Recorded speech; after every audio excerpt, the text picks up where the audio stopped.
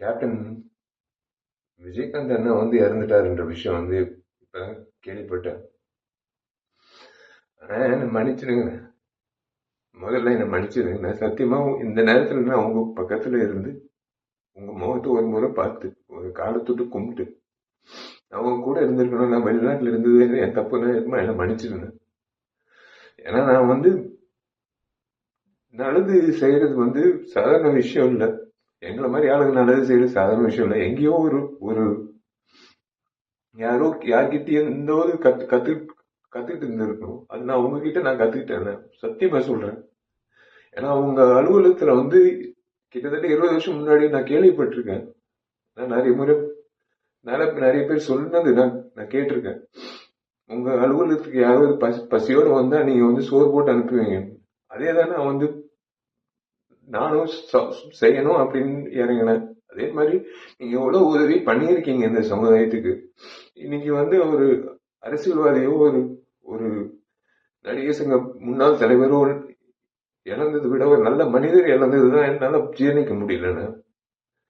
இன்னைக்கு நடிகர் சங்கத்துல வந்து நான் நாங்கெல்லாம் பொறுப்பேற்றதுக்கு அப்புறம் உங்களை வந்து சந்திக்கும் போது பிரேமலதா அம்மா சொன்ன ஒரே விஷயம் தான், நீங்க அந்த பதக்கத்தை மீட்டுட்டு எடுத்துட்டு வரும்போது உங்க வீட்டு நகை கூட வந்து அந்த அளவுக்கு நீங்க ஒரு ஒரு ஒரு விஷயமாவே எடுத்துக்கல. நீங்க அந்த பத்திரத்தை அப்படியே ஒரு பொக்கிஷமா நீங்க வந்து உங்க லாக்கர்ல வச்சீங்கன்னு அம்மா அந்த அம்மா சொல்லும் போது, நீங்க செஞ்ச உதவிகள், நீங்க செஞ்ச விஷயங்கள், இந்த நடிகர் சங்கத்துக்கு நீங்க நடத்தின அந்த நிர்வாகம், அரசியல்வாதியா நீங்க நீங்க அவ்வளவு துணிவா நீங்க பேசின பேச்சு, உங்க செயல்பாடு, ஒரு நடிகனா நீங்க இவ்வளவு பேர் வாங்கியிருக்கீங்க.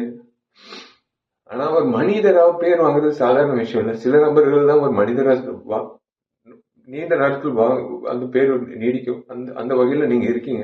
மன்னிச்சிருங்க. உண்மையிலே நான் சத்தியமா சொல்றேன், இன்னைக்கு நான் உங்க பக்கத்துல இருந்திருக்கணும், முறையா உங்க பக்கத்துல இருந்திருக்கணும்.